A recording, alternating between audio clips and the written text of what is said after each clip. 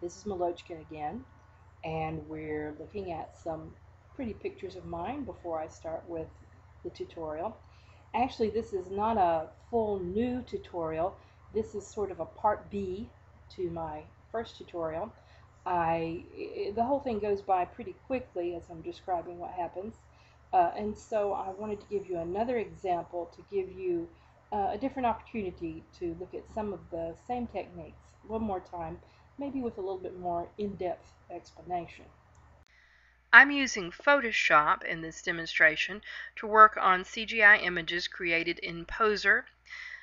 You can recreate some of these same techniques in GIMP, which is available for free on the internet, or Paint, which I believe comes with MS-DOS. Now, using Photoshop when you're a beginner is a little like using a chainsaw to cut butter. It is much bigger and more powerful than what you need to do the job. There are so many different tools packed into Photoshop that no two artists use it exactly the same way, even to do exactly the same thing. However, rest assured, there is no graphics art police who is going to burst into your room and drag you away for not being able to use all the tools in Photoshop or for using them differently than someone else does. And here we go with the tutorial. This image is from a web comic by a friend of mine, Dave Peterson, and I was doing postwork for him, and I'm recording myself now doing the postwork. Actually, I recorded this a long time ago, and now I'm going back and describing what I did. Here I'm starting out again by using the dodge tool. The dodge tool, I know you can't probably see it very well, but it looks like a black lollipop. Actually, it looks exactly like a dodge tool that you use in a photographic darkroom, if you've ever done any of that sort of thing. I start out the way I did before. I use the biggest brush size that I'm going to, and then go back with a smaller brush to highlight in the middle of that highlight. This creates more dimensionality to the object. A lot of times, this particular image was created in DAZ Studio, and sometimes that's a problem with these images. Oh, I made a mistake there. There we go. Go back there. That they flatten out more than you want to.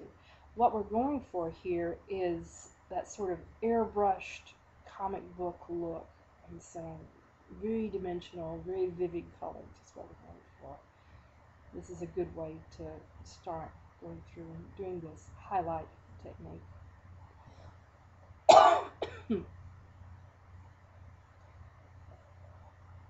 As you see, I'm just going through and concentrating on the figures. This particular image is of two characters who are lovers, and so this image is to explain their love. And even though there's a very nice background set, this is one of the dystopia sets, Things Diner, I think it's called. Um, we're not going to emphasize it. Really, what people want to see are these figures. You can use this same sort of technique to go through and create more emphasis, more dimensionality on your set if you want to. But for this, I wanted the people to stand out most of all. Again, you see I'm working a lot on the hair. Bright, shiny hair looks healthier, more attractive. And so that's the effect I'm trying to achieve here, a lustrous hair. As you can see, I put a little highlight on the second figure's neck, the male figure's neck. That wasn't even visible before. It helps to define it. And I'm using my sparkling eye technique, even though the eyes are a very tiny portion of this image. It still is. It still adds something to take the time to go through and work on those eyes to give them that life-filled light-filled, lustrous look that I do by taking the pencil tool, putting in 2 white dots. I go back with the blur tool and diffuse them a little bit. But that makes the eyes look a little bit lighter and more lively. Here you see I'm just going through again with a rather small tool to do highlights on the faces. The faces are the most important part of the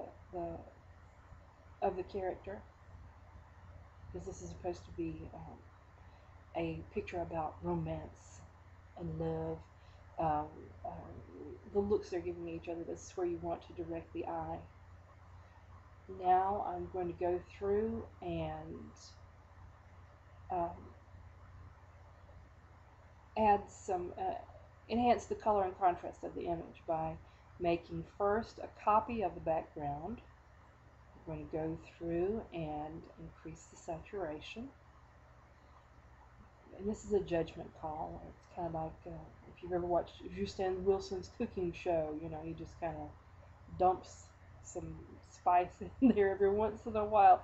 It's a judgment call, very idiosyncratic. And we've increased the contrast, and now putting on some Gaussian blur. You change the blending mode to soft light, and that's made it too dark. We're going to go to the background, the original image. Oh, now I'm going to put a little spotlight on them because I do want to really draw emphasis.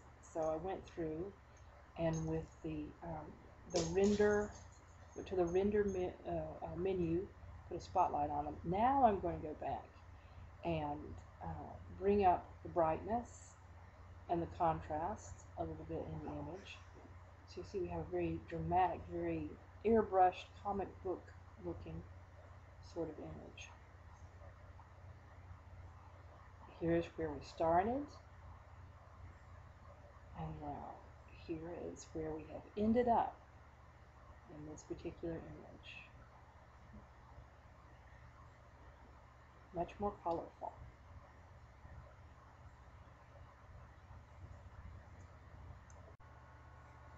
Here's a better view of our final image. And remember that when you use layers, you have to flatten the image before you save it. So here we've come up with a very dramatic, colorful, dimensional image by simply going through and doing a couple of simple techniques to enhance what we already have. Okay, until next time.